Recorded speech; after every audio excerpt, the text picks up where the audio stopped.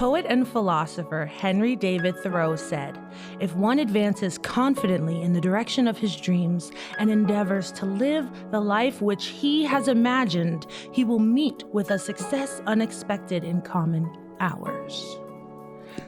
Let me give you some stats. So, Sharknado came out in 2013. If you know about Sharknado, or if you don't, typically, I'm pretty sure it's on the Sci-Fi Network. It's one of those sci-fi movies. And it came out in 2013. It was about killer sharks in tornadoes. And these people are running away from them. They're like killing sharks, and it's a tornado at the same time. So it's just a lot going on. The idea of sharks on land is just, who comes up with that? Where did it come from, I wonder? Sharknado was released in 2013. It had 6 sequels and 3 spin-offs. In 2013, the budget for the movie was $2 million. The budget in 2014 was $1.5 million. 2015 was $2.4 million. 2016 was $3 million. 2017 was $5 million. And 2018 was $3 million. These are the budgets for this movie. What are the times in your life where something is put on your heart, you get a message, and you think to yourself, there's no way I could do this. Are you crazy? That don't even sound real. No. And you respond that way. Rather than saying to yourself, I got this message for a reason now. How do I move forward? If you feel something inside of you that confirms maybe I should move forward with this, you probably should, even if it's something crazy like a Sharknado. Sometimes a dash of delusion is the sober seasoning we need to cook up a hopeful outlook. Strap in as we embrace the art of delusion in today's episode of To the Last Drop.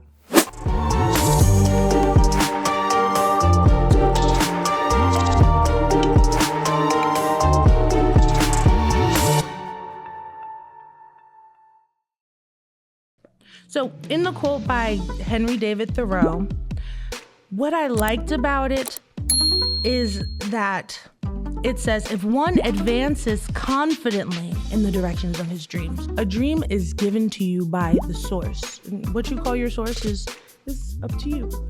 It's given to you by the source. And a lot of times only you can see it. And it's almost as if in today's world, we wait for confirmation from other humans before we move in the direction of the dream. And really, you had the confirmation when you received the message. And that's the direction you need to be moving right now, especially if you can't stop thinking about it. Even if it's something outlandish.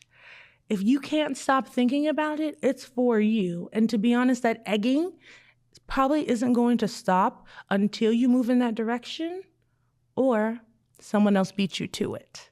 So in the quote, when it says advances confidently, the confidence is key. And a lot of us lack confidence.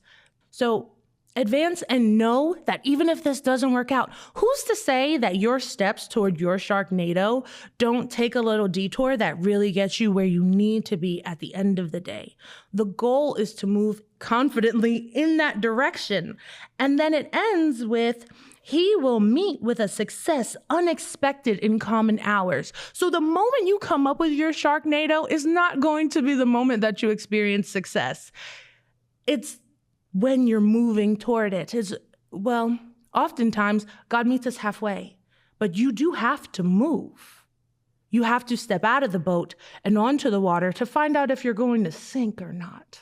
And going back to confidence, sometimes people will knock you off your rocker in regards to your pursuit of things. And that's sometimes because you don't have the confidence in yourself. You can seek counsel and still do what you said you were going to do.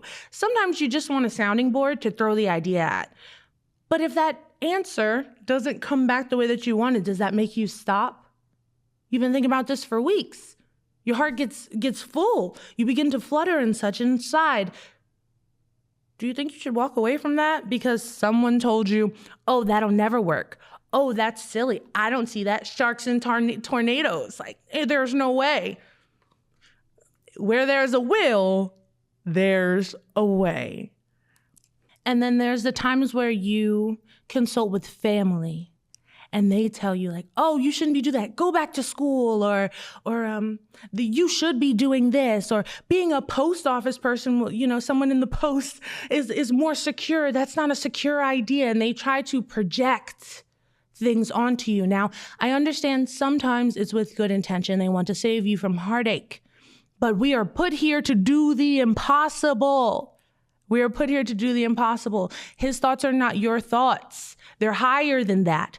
And that's where delusion comes in. What your human mind can conceive is not a drop in the bucket to what God can do. We're talking water out of a rock here. Water out of a rock. Make it make sense, right? They even say that if your dreams don't scare you, they're not big enough. So you need to think bigger. He can do exceedingly abundantly above what you can ask or hope for. So even your biggest dream is not big enough. So go big or go home. Even Joyce Meyer has a quote that I love so much. She says that if you have 100 things on your list and you ask for none, you will receive none. If you have 100 things on your list and you ask for the 100, even on your worst day, you're going to get 3 or 4. So go big and ask. Something I've learned in the courses that I've been taking as well as rehab is the ability to ask for help. Oftentimes we don't ask for help because we don't feel as though we deserve it. And it's more subconscious. You wouldn't say that on the top, but get in a situation where you need to ask for help and you're going to find out if you truly believe you deserve it.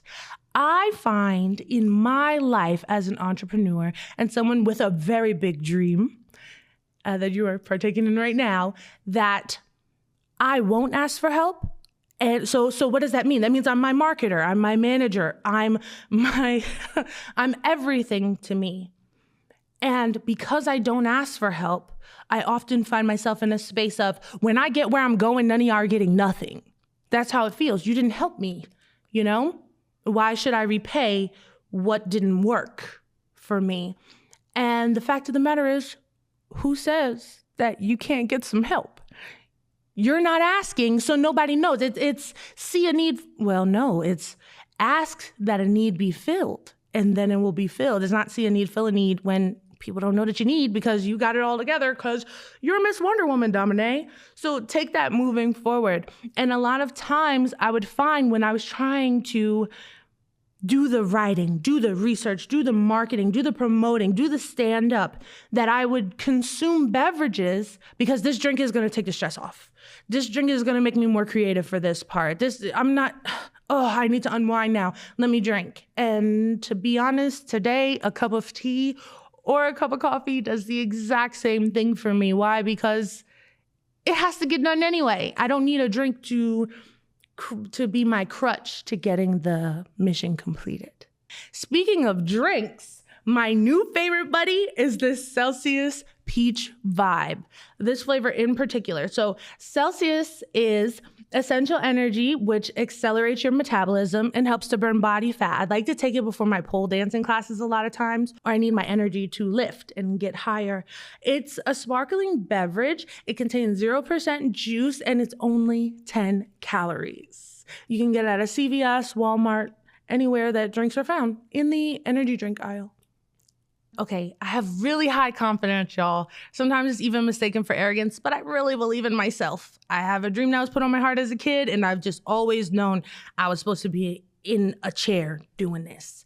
So for me, it just confirmed what I already knew, which is to just keep going forward. It's gonna look however you make it look. Sometimes you're not the first person to do it, but you're the first you to do it. This is your first time doing it. It's gonna look however it looks, and a lot of times it looks really good when it's done. Your goal is to advance confidently. Keep going. Write the vision, make it plain. Now we have focus. From that focus, you move forward in pursuing it, and it could be little things. It could be little things. Sometimes I think I'm not doing any work when I'll sit at home and I'll watch YouTube videos of, my new favorite is Candace Owens.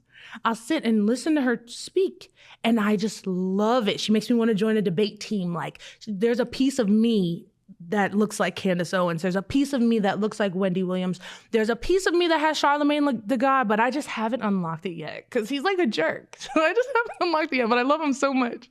And so a lot of times I'll watch their shows or listen to audibles, and it looks like I'm not doing anything. I'm sitting on the couch sipping tea, playing with my cats, things of that nature, and it doesn't look like I'm doing anything, but all the while, these little things are all working for my good, and they're helping me to advance confidently. If I take my time and watch something totally unassociated with it, so in this topic of sobriety, if I'm creative, it might help me to watch Love and Hip Hop, but on a typical day, it wouldn't help me. So if I just sat on my couch watching Love and Hip Hop every day, I'm not advancing confidently in it. I'm deflecting and doing something else. It's not helping me get where I need to go. The vision is, hey, you're going to promote sobriety or a more sober lifestyle for people. How is me watching Love and Hip Hop really going to do that? Now, hold on, I'm creative, so it does help a little bit if I like it, because they be on that show wasted. But that's an episode for another time. So typically delusional has a negative connotation. It's like someone who doesn't have their wits about them. They're kind of just doing wild things. It's outlandish.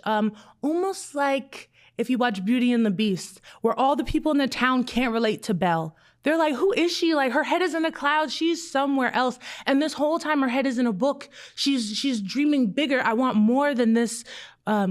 She wants more than this little town and people that are doing the same things. Even Gaston, in the town, he's the finest dude in the town. All the ladies want him. Everybody faints. And she's like, I'm so far beyond this that even your best is not enough for my best. That's the difference. Remember that just because you think you're at the top in your current space, it's not the top of the world. The world is huge. It's huge. There's so much to do. And that kind of explains my outfit. Let me tell you first, Dom is delusional. I am delusional. And when I get an idea, I move. The crazier it sounds, the more I'm going to do it. And I got some tattoos to prove it. Like, just random stuff. Like, why did you do that? So I do delusional things. This year, I took my mother to Egypt. We did 11 days in Egypt. We went to Cairo, Luxor, and Aswan. That's why I got this galabia. Shout out to my Egyptian family. Cousin, same color. That's what they say out there. And they say Obama. So, what happened was, again, with the Sharknado and having the vision, I just kept hearing, you need to go to the Nile River. And at the time, I'm like, what? You want me to go where? And I have a passport that I hadn't utilized since I went to Germany the year before. I'm like, the Nile River, you want me to go on the Nile River? Okay, whatever, like, okay. If that's what you want, you'll make it happen because my faith is that big. If that's what you want, you'll make it happen. So then I'm on YouTube watching Candace Owens, and up comes a commercial about river cruises. So I go on the website just for ish and giggles, and I type it in. I go on and I look at all the river cruises they have, and they're all through Italy, all through Europe in general, all that. And then it said Nile River Cruise, and I was like, okay, now I gotta go. So I set it up for my mom and I to go, and it was the most outlandish experience. Number one, it was beautiful. Everything was beautiful. The accommodations, everything was great. Shout out to Globus, Nicholas. Thank you very much. Everything was so outlandish, breathtaking, to say the least. And I will say also, fun fact, it's hotter in Texas than it is in Egypt, yo. I'm not lying. We saw every obelisk, every temple, every pyramid, every sarcophagus, every hieroglyphic that you could see. We touched them. Drake was all over the wall. The owl was all over the wall. Fun fact, the owl in the Egyptian alphabet hieroglyphics is C and M. Drake, YMCMB, Cash Money, Drake, the owl. So it was just so crazy to like put that together in my mind. But you have to see it to even think about these things. Now, when this thought initially came to me, it was delusional. It was that, why would you want to go there? Who's going to go with you? That's a million miles away. It's going to be so expensive. What do you mean? I ended up paying for me and my mom to go. So it wasn't as bad as you think. And I had the greatest time. So then I was like, okay, well, if I can do this delusional thing, then I can do more. I smoked hookah in Egypt. Like, that's so dope. Like, in Egypt, on the street with the people. I got, this dress is called the Galabia. I learned some of the language, and all the food was amazing. I had the best mangoes ever. They're called Alphonse mangoes, and I haven't found them anywhere in the States yet. I'm looking though. And we went all up and down the Nile. We even saw the Nubian village where the real melanated people are. So this is just an example of the latest thing that I've done to show my delusion. And faith. Faith and delusion go hand in hand. Faith and sight are the opposite. It's not faith if you use your eyes. If you're going by what you can see in this moment, you're not dreaming big enough. You need to go bigger. So that's an example of the most recent thing I've done to show my delusion. Now, the first time that I experienced the results of my delusion was in rehab. It was after detox. So I had to detox for 4 days. They kept me on detox for 4 days.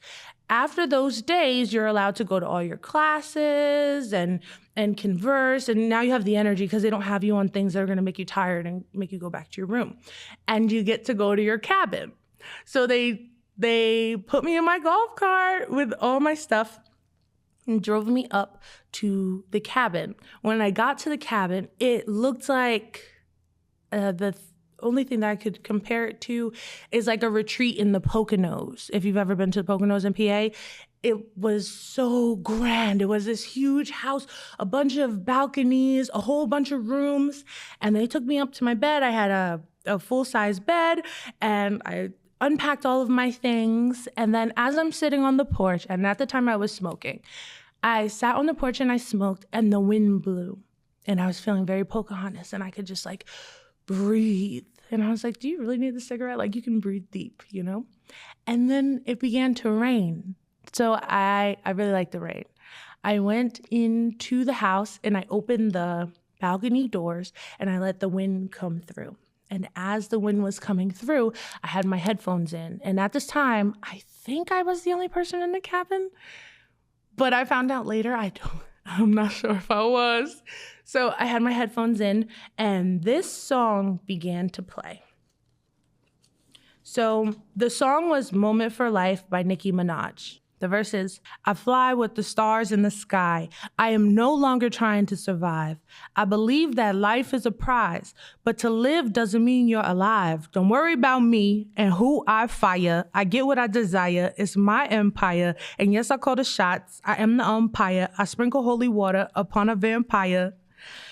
In this very moment, I'm king. In this very moment, I slay Goliath with a sling. This very moment, I put it on everything, that I will retire with the ring, and I will retire with the crown. Yes, no, I'm not lucky, I'm blessed. Yes, clap for the heavyweight champ, me. But I couldn't do it all alone, we. Why this stood out to me was when she said, I believe that life is a prize, but to live doesn't mean you're alive. Like, for so long, I was living for the drink. We had a 7-year entanglement, me and alcohol, but it was those last two years where I stopped living.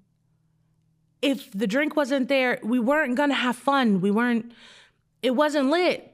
I wasn't alive, and I like to compare it a lot to The Sims, to anybody who plays The Sims. Once you set up all the things for your character to do, you can kind of just let it do its own thing. So it'll go through the motions of what you set it up to do, but you're not there with it. You can go onto another sim and make it do other things or interact or whatever. So it was like I was living on autopilot.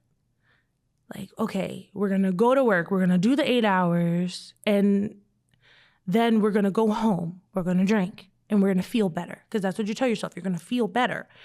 Then we're gonna cook food that we're probably not gonna eat, or we're gonna throw up later. Then we're gonna drink some more. Then we're gonna go out. We're gonna stay out all night. We're gonna text some people that we don't have no business texting. We're gonna do all of that. And then we're gonna go home, we're gonna go to sleep, we're gonna wake up, and we're gonna do it all over again. There was no joy in that. I thought that was the joy. I thought that I was living it up in my mind. I was living my best life, like Lil Duval said. But in reality, I was on autopilot and I wasn't present for any of it. A lot of it is a blur. Today, people will come to me and bring up conversations that we had or times that they saw me in certain places, and I have no recollection of it. I'm glad I could touch your heart in that moment. I have no recollection of it at all whatsoever. So then she says, in this very moment, I'm king. In this very moment, I slay Goliath with a sling. This very moment, I bring. So for me, it was like, wow, you're really here. At one point, that was delusional. Rehab, a nice rehab facility, that's delusional. Living without alcohol, that's delusional. Enjoying your rehab situation, that's delusional. Like, there's no way. And it had become real in that moment. In that moment, I was slaying my dragon. I was killing Goliath. I was doing the work. And really, the first step was just being willing to go, just willing to show up, willing to make the call. Sometimes just the call is really all you need to do. That first inquiry, really, all the rest of the work is done for you. Okay, so then later on in the verse, she says, ain't being cocky, we just vindicated. Best believe that what we done this moment will be syndicated. I don't know. This night just reminds me of everything they deprived me of. So then I looked into the word vindicated. And vindicated means to be cleared of blame or suspicion. It also means to show or proven to be right, reasonable, or justified. And then biblically, vindication means to be shown in the right. God promises to vindicate his people when they are victims of false and unfair accusations. And this blew my mind away because I have been vindicated. A lot of times we hold on to our addictions because it's comfortable, but also because of shame. Because it's kind of the same thing with asking for help. You don't believe that you deserve it. You think that the life that you've lived and the things that you've experienced, the things that you've done are too big to be cleared, are too big to be forgiven, are too terrible to live a different way. You know, whatever I am is what I have to be. It's who I will stay. No, that's not true. And whenever you're ready to turn away, all you gotta do is be a little bit delusional and you can be set free. And in that moment, you are forgiven when you ask. In that exact moment, you are forgiven. But you need to believe that in your heart, and you need to forgive yourself, because you be bringing things to God thinking he's holding on to it. And he's like, girl, I forgave you for that. You remember you asked me? And it's 3 months later and you're still tripping on it. He's not. Let it go and go pursue your delusions. This episode is dedicated to my dear friend, Lionel M. Macauley. It's been a few years, and it feels like forever that this person is no longer here. Lionel, I got it. Hold on, Eugene. Okay. Lionel was my dear friend and confidant. I dedicated this episode to him because he was the definition of delusional, and it was working for him all the way around the board.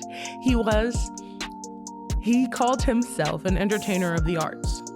And he also told me to refer to myself that way. Why? Because we're multifaceted. There's way more than one thing you can do. He was a spoken word poet. He was an actor. He was a teacher.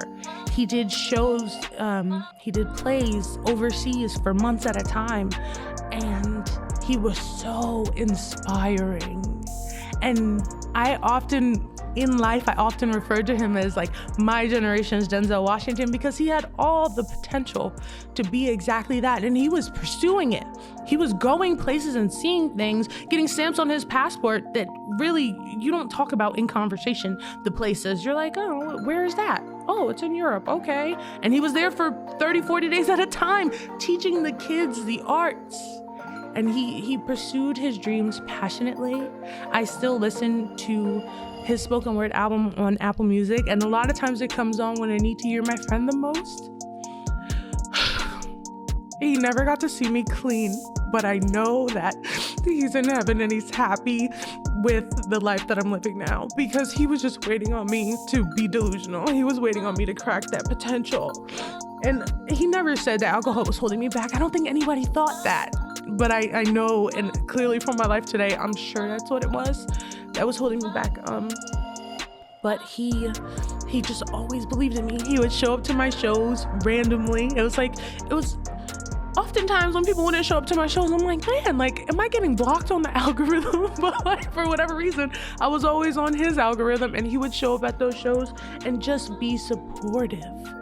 It was nice to see his face, and he would always have a kind word to say. He would never belittle you for what you weren't doing. His goal was always to support you and to try to be that push toward reaching your end goal. And man, did he push me. He pushed me, and we had a great time together. So I dedicate this episode to him, and I think about him a lot. And again, when I need my friend, his legacy lives on, because his music will come up on my Apple Music whenever I really need a friend. And I'm like, thanks, Lionel, every time, and I just bawl my heart out. So, Lionel, thank you for the work that you've done in your life. Thank you for being a friend, and you were truly gone too soon. And in talking about my friend Lionel and giving him his flowers, regretfully a little bit later than I would like, I wanted to touch on these flowers here that I got for this season. They will be switching out because I love flowers so much. So, okay, in sobriety, you need to find new hobbies, and you need to find new ways to make yourself feel good. For some people, that's a massage. For some people, that's going to work out more. For some people, that's ice cream. And for a while, mine was ice cream, until I saw what it was doing to the gut, and I was like, we have to find a new outlet. So I began buying myself flowers on a bi-weekly basis. So every time I got paid, I would tithe, and then I would buy my flowers. And for ladies in particular, but gentlemen, I think you should do it too. I feel like we wait all of our lives for a guy who's gonna buy us flowers. Like, we wait. Oh no, I'm gonna go on a date. I hope he has flowers. And in the back of your mind, you really be hoping that. Like, I hope he shows up with flowers. And you wait, and you wait, and you wait, and you wait, and you are delusional about this belief that this man is going to bring you flowers, and then you're also going to enjoy him and all those other things. But just the flowers these days, that's a delusional thought, right? So I said, stop waiting on that man to buy you flowers. Buy your own. So I have a whole bunch of pink vases because they have to go with the aesthetic. And I buy myself flowers on a bi-weekly basis. I take the time, I cut the flowers, I try to set up little arrangements, and I put them in the bathroom, in my bedroom, in the kitchen, and it just makes life feel different. They are alive. There is life. And it just feels alive in there. And in my sobriety, I too am alive now. So it's nice to have my little living buddies. And sometimes I sing to them. Got a delusional story where a dose of hope spurred you on? Share your whimsical wisdom with your hashtag delusionaldroppers in the comments. Be sure to like, comment, subscribe, and share if you care, as well as turn on your notification bell for updates on new episodes that are coming out. Till next time, thank you for tuning in. Okay, now gather around so I can talk to the gods and goddesses of the congregation. When you see melanin shining, you can't tell who the goddess is. You see, we were all modest then. The devils wore Prada and maybe had an identity, but ibuprofen was your only amenity. So I declare royalty for all the sovereignties, to all the times we were quarantined and left alone with our own minds to feed. Now most are just watching fees with no mouths to feed. Time to find a way to generate fees and reverse being gentrified. I'll let all these words diversify, so you can see how much your soul is divine in its prime. Ain't no time to prioritize the primaries when life comes at you fast. And I know you don't want to finish last or dwell on the past, but history repeats itself. Don't cheat yourself, because putting out acid energy through your mouth will only eat itself. Never predict the predicate before you educate and advocate. No time to contemplate when we can compensate our minds and concentrate on our own mental states. We live in states where values determined by status, when they're clear hiatus, turning into statistic. Let's look at the logistics. See, we were niggas before niggas, supreme rulers.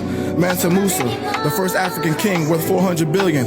See, we can't forget Queen Nefertiti. When we see strength, beauty, and power, then you know a beautiful woman has come. Let that kingdom come, or that will be done. But when you CBS on your VHS, and less CNN if you don't CNN, to the TNT blown up all over USA, A, B, C.